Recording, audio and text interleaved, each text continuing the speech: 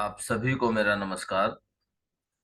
मेरा नाम अनिल कौशिक है और मैं गवर्नमेंट मॉडल संस्कृति सीनियर सेकेंडरी स्कूल सांगी रोहतक में टीजीटी मैथमेटिक्स के पद पर कार्यरत हूँ।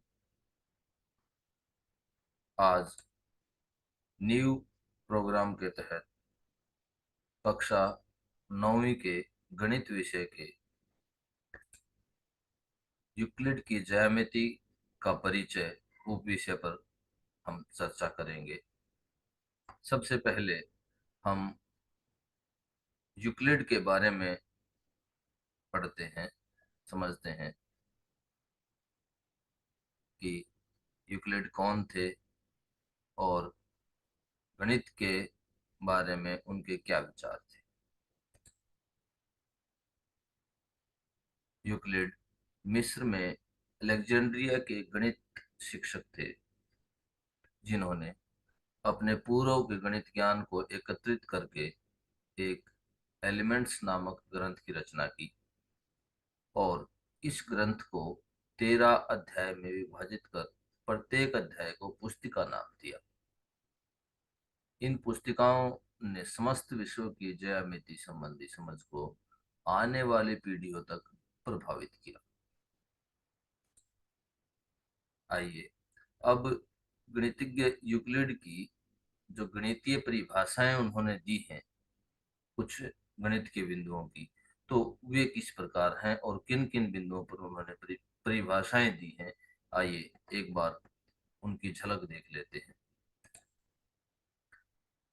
सबसे पहले बिंदु, फिर रेखा, रेखा के सिरे, सीधी रेखा, पृष्ठ, किनारे, समतल पृष्ठ, इन सभी बिंदुओं पर यूक्लिड ने परिभाषाएं दी हैं।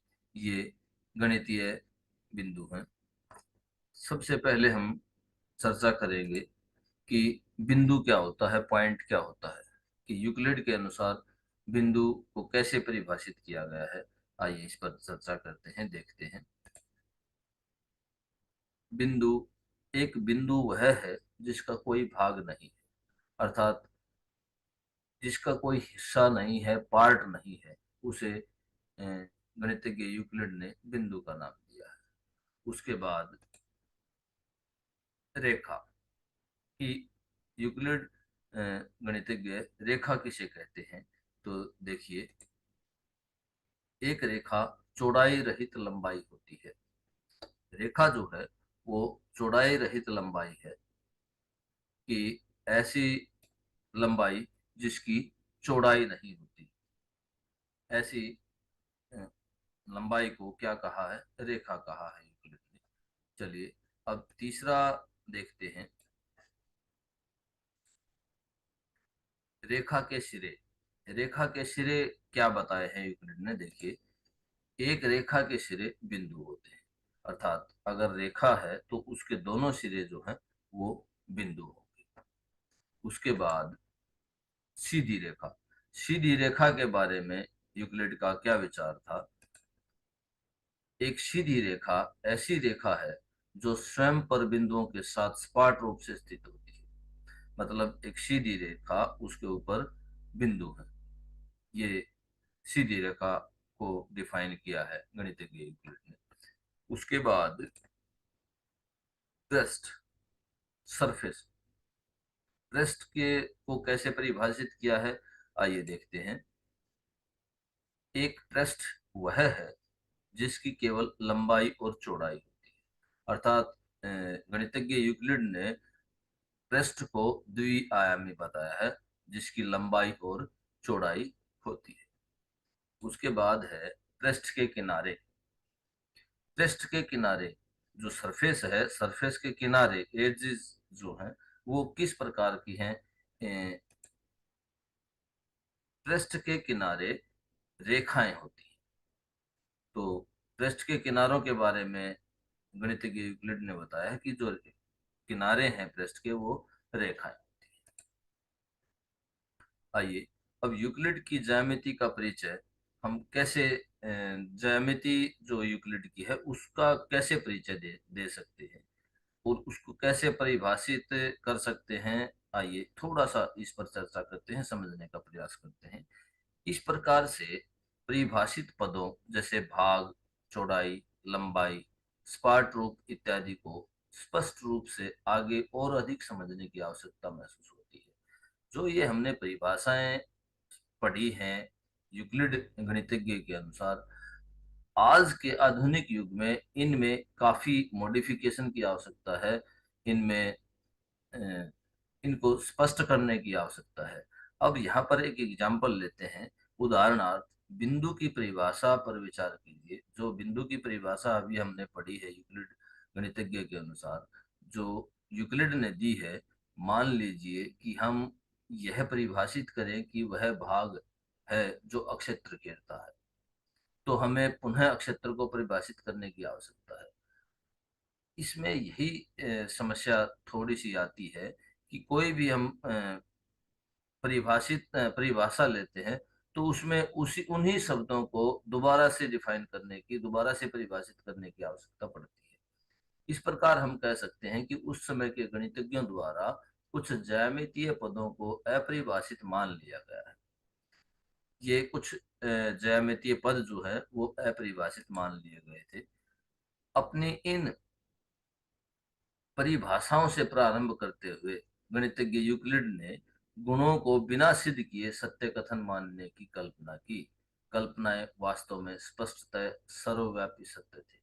कुछ चीजें ऐसी थी, कुछ कल्पनाएं ऐसी थी जो सर्वव्यापी सत्य थे, और यूक्लिड ने उनको बिना सिद्ध किए ही कथन सत्य मान लिया। अब इस अध्याय के इस भाग में हम इन्हीं सत्य कथनों के बारे में पढ़ेंगे। गणितज्ञ यूक्लिड ने इन गुणों को दो अलग अलग प्रकार में विभाजित किया है, दो अलग अलग प्रकारों में विभाजित किया है। क्या क्या नाम दिए हैं दोनों प्रकारों के? तो पहला है अभिगृहित, जैम्स, और दूसरा है अभिधारणाएं, पोस्टुलेट्स। आज हम इस वीडियो में अभिगृहित, यूक्लिड के अभिगृहित पर चर्चा करेंगे। देखिए, यूक्लिड ने जो ज्यामितीय गुण हैं उनको दो भागों में बांटा है, अभिगृहित और अभिधारणाएं। आप पहले हम चर्चा करते हैं कि अभिगृहित क्या होते हैं और अभिधारणाएं यूक्लिड ने इनको अलग अलग कैसे किया है और क्या क्या इन किस प्रकार से इनको परिभाषित किया है। अभिगृहित, अभिगृहित वे कल्पनाएं या धारणाएं हैं जो सामान्य गणित पर आधारित थी और विशेष रूप से ज्यामिति पर आधारित नहीं थी। ये ध्यान रखना है यहाँ पर कि ऐसी कल्पनाओं के बारे में बताया है, अभिगृहित कहा है ऐसी कल्पनाओं को जो सामान्य गणित पर तो आधारित थी लेकिन ज्यामिति पर आधारित नहीं थी। और इसी प्रकार अभिधारणाएं जो है वे उन कल्पनाओं या धारणाओं को कहा गया है जो पूरी तरह से ज्यामिति पर आधारित थी। तो इस प्रकार यूक्लिड गणितज्ञ ने ज्यामितीय गुणों को दो भागों में बांटा, अभिगृहित और अभिधारणाएं, और अभिगृहित और अभिधारणाएं को परिभाषित भी किया। आइए अब हम चर्चा करते हैं कि यूक्लिड के जो अभिगृहित हैं वे कौन कौन से हैं। तो सबसे पहले पहला अभिगृहित जो है वो है वे वस्तुएं जो एक ही वस्तु के बराबर हों, एक दूसरे के बराबर होती है। ऐसी वस्तुओं अभिगृहित पहले अभिगृहित में क्या इंक्लूड किया है गणितज्ञ यूक्लिड ने कि ऐसी वस्तुएं जो अब एक ही वस्तु के बराबर हों वे एक दूसरे के बराबर होती है। आइए इसे एक उदाहरण के साथ समझते हैं। जैसे ए और बी बराबर लेते हैं और ए और सी बराबर लेते हैं, मतलब ए जो है वो बी के भी बराबर है और ए जो है वो सी के भी बराबर है। तो इस प्रकार हम कह सकते हैं कि बी जो है सी के बराबर होगा, क्योंकि बी और सी दोनों एक ही वस्तु के बराबर हैं, ए के बराबर है। आइए इसमें एक छोटा सा उदाहरण लेते हैं। हमने एक ए वृत्त लिया और इसी वृत्त के बराबर हमने बी वृत्त ले लिया, तो ए वृत्त जो है वो बी वृत्त के बिल्कुल बराबर है, समान है। इसी प्रकार हमने एक ए वृत्त के बराबर ही सी वृत्त लिया, और अब हम यह कह सकते हैं कि ए जो है वो बी के बराबर भी है, ए जो है वो सी के बराबर भी है। तो इस प्रकार बी और सी वृत्त जो है वो दोनों बराबर होंगे।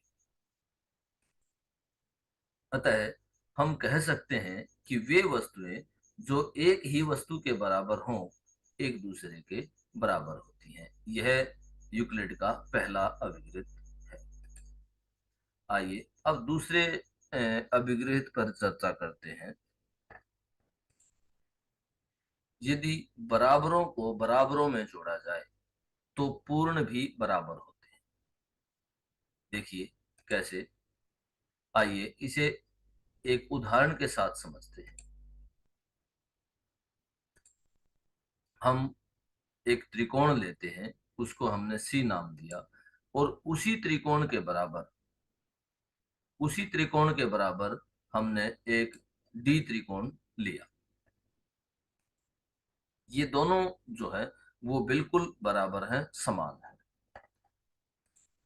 अब हम त्रिकोण का कुछ हिस्सा लेते हैं, ए हिस्सा, और इसी तरह से बी हिस्सा लेते हैं, और दोनों, ये भी दोनों क्या है, बराबर हैं, ये भी दोनों समान है, बराबर है। इस प्रकार हम देखते हैं कि ए में सी में एक अगर जोड़ दिया जाए और डी में बी को जोड़ दिया जाए। अब ध्यान ध्यान से देखने की बात यह है कि सी और डी बराबर हैं, ए और बी बराबर हैं, और हम सी में ए को जोड़ रहे हैं और डी में बी को जोड़ रहे हैं। तो जब दो बराबर चीजें हैं, उनमें दो बराबर चीजें ही जुड़ रही हैं, तो हमारे पास दोनों समान प्राप्त होंगे। ये देखिए ध्यान से, हमने इनको इकट्ठा कर दिया है दोनों तरफ से, तो आपको देखने में भी ये समान दिखाई दे रहे होंगे। तो ये दोनों क्या है, बराबर हैं। तो ये यूक्लिड के दूसरा जो अभिगृहित है, उसमें यदि बराबरों को बराबरों में जोड़ा जाए तो पूर्ण भी बराबर होते हैं। अर्थात ए बराबर है बी और सी बराबर डी है, तो ए जमा सी बराबर है बी जमा डी होगा। इस प्रकार हम कह सकते हैं कि बराबरों को बराबरों में जोड़ने पर पूर्ण भी बराबर होते हैं। आइए अब अभिगृहित 3 पर चर्चा करते हैं। यदि बराबरों को बराबरों में से घटाया जाए तो शेषफल भी बराबर होते हैं। इसका अर्थ है कि ए बराबर बी है और सी बराबर डी है, तो ए में से अगर सी को घटाएंगे तो बी में से डी के को घटाने से जो प्राप्त होगा वो दोनों क्या होंगे, बराबर होंगे। ये यूक्लिड गणितज्ञ का अभिगृहित 3 है। यदि बराबरों को बराबरों में से घटाया जाए तो शेषफल भी बराबर होते हैं। आइए अब अभिगृहित 4 पर चर्चा करते हैं। वे वस्तुएं जो परस्पर संपाती हों, एक दूसरे के बराबर होती हैं। आइए इस अभिगृहित के लिए एक उदाहरण लेते हैं।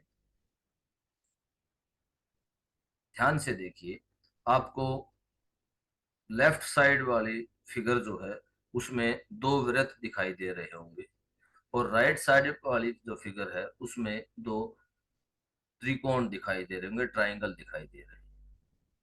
अब हम इनको धीरे धीरे, ये दोनों क्या हैं, बराबर हैं, दोनों वृत्त बराबर हैं, संपाती हैं, और दोनों ही त्रिकोण संपाती हैं। अब हम धीरे धीरे इनको एक दूसरे के ऊपर रखने की कोशिश करेंगे, और ये शो करेंगे कि ये दोनों बराबर भी हैं, संपाती हैं, तो ये दोनों क्या हैं, बराबर भी हैं। देखिए ध्यान से, ये देखिए, अब ये दोनों बिल्कुल, वृत्त ने वृत्त को पूर्ण रूप से ढक लिया और त्रिभुज ने त्रिभुज को पूर्ण रूप से ढक लिया। तो इस प्रकार हम कह सकते हैं कि जो वस्तुएं समपाती हैं वे एक दूसरे के समान होती हैं, बराबर होती हैं। ये ध्यान से देखिए, दोनों वृत्त क्या है, बराबर थे, दोनों त्रिभुजें भी बराबर थी, और दोनों ने एक दूसरे को पूर्ण रूप से ढक लिया। तो वे वस्तुएं जो परस्पर संपाती होती हैं वे एक दूसरे के बराबर होती हैं। आइए अब यूक्लिड के अभिगृहित 5 पर चर्चा करते हैं। पूर्ण अपने भाग से बड़ा होता है। वैसे तो यह स्पष्ट सी बात है कि पूर्ण जो है वो अपने ही टुकड़े से बड़ा होगा, भाग से बड़ा होगा। अब आइए देखें कैसे। आपको दो चित्र दिखाई दे रहे हैं। लेफ्ट साइड में जो चित्र है वो पूर्ण वृत्त है, पूरा वृत्त है। और राइट साइड में जो चित्र है वो वृत्त का कुछ भाग है। तो देखने मात्र से ही हमें पता लग रहा है कि वृत्त बड़ा है और वृत्त का भाग छोटा है। तो इस प्रकार हम कह सकते हैं, ये देखिए, वृत्त का भाग भी अलग अलग हमने यहाँ पर करके दिखाया है। ये छोटा जो भाग है वो इसी के बराबर है, और ये पूरा भाग जब ले लिया जाएगा तो ये हमेशा अपने पार्ट से पूरा जो है वो बड़ा ही होगा। अब यहाँ पर दूसरा उदाहरण एक देखते हैं। हमने एक पूरा केक लिया है और एक केक का कुछ हिस्सा लिया है, पार्ट लिया है। सिर्फ देखने मात्र से ही यह सत्य दिखाई दे रहा है कि पूरा जो केक है वो अपने पार्ट से हमेशा बड़ा होगा। तो ये एक व्यवहारिक उदाहरण हमने लेकर के देखा है कि पार्ट से पूरा हिस्सा वो हमेशा बड़ा होगा।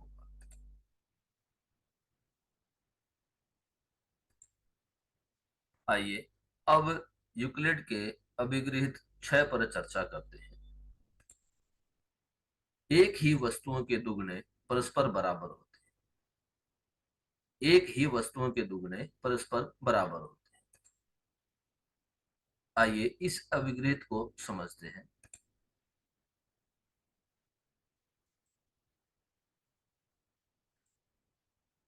हमने दो समान वस्तुएं ली हैं, ए और ए, दोनों बराबर हैं, दोनों ही समान हैं। अब इनके हम दो गुणे करते हैं। ये देखिए, हमने यहाँ पर इनके दो गुणे किए। एक ए को ए में ही जोड़ दिया, दोनों तरफ उन्हीं वस्तुओं को जोड़ दिया। तो इस प्रकार हम कह सकते हैं कि दोनों के दो गुणे भी बराबर होंगे। तो एक ही वस्तुओं के दो गुणे परस्पर बराबर होते हैं, यह हमने शो किया, दिखाया। अब यहाँ थोड़ा सा हम रिटर्न वर्क करते हैं कि कैसे लिखा जा सकता है इसको। अर्थात यदि a बराबर b है तो दो a बराबर है दो b, अतः एक ही वस्तुओं के दो गुणे परस्पर बराबर होते हैं, यह हम कह सकते हैं। आइए अब यूक्लिड के अभिगृहित 7 पर चर्चा करते हैं। एक ही वस्तुओं के आधे परस्पर बराबर होते हैं। यदि हम तरबूज को बीच से काटते हैं, यह एक व्यवहारिक उदाहरण है कि यदि हम तरबूज को बीच से काटते हैं तो कटे हुए भाग, दोनों भाग आपस में बराबर होंगे। यह एक पूरा भाग है, ये ध्यान से देखिए। यह एक पूरा भाग है और ये दोनों जो है इसके आधे आधे कटे हुए भाग है। तो जब हमने इसको दो भागों में विभाजित किया, आधे से विभाजित कर दिया, तो दोनों जो भाग हैं वो क्या होंगे, बराबर होंगे। तो ये है अभिगृहित 7। एक ही वस्तुओं के आधे परस्पर बराबर होते हैं। यही हमने एक उदाहरण के साथ अभी सिद्ध किया है कि ए अगर बी के बराबर है तो half of A is equal to half of B, मतलब ए का आधा और बी का आधा भी बराबर होंगे। आइए अब सारांश देखते हैं कि गणितज्ञ यूक्लिड के जो अभिगृत हैं उनका सारांश, अर्थात वे 7 अभिगृत जो यूक्लिड ने दिए हैं वे कौन कौन से हैं, एक बार रिवाइज कर लेते हैं, समरी देख लेते हैं। वे वस्तुएं जो एक ही वस्तु के बराबर हों, एक दूसरे के बराबर होती हैं। यदि बराबरों को बराबरों में जोड़ा जाए तो पूर्ण भी बराबर होते हैं। यदि बराबरों को बराबरों में से घटाया जाए तो शेषफल भी बराबर होते हैं। वे वस्तुएं जो परस्पर संपाती होती हों, एक दूसरे के बराबर होती हैं। पूर्ण अपने भाग से बड़ा होता है। एक ही वस्तुओं के दुगने परस्पर बराबर होते हैं। और आखिरी जो अभिगृत है, एक ही वस्तुओं के आधे परस्पर बराबर होते हैं। तो इस प्रकार गणितज्ञ यूक्लिड द्वारा जो अभिगृत दिए हैं हमने उन पर चर्चा की।